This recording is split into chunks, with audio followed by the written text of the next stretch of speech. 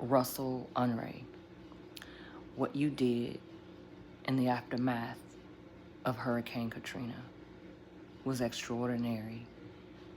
You went above and beyond the call of duty. You humanized the people in Louisiana who were suffering and who were now underneath this narrative of negative storytelling around who they were and what they were doing. They were trying to survive.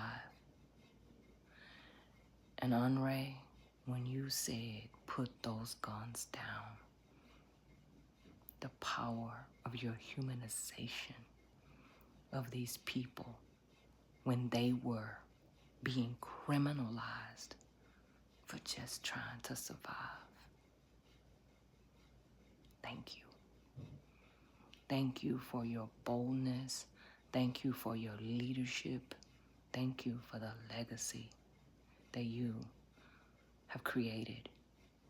May we understand the way you led in that moment is the way we need to lead today in this moment. Thank you, Honore. You are Honore, the hero of Katrina.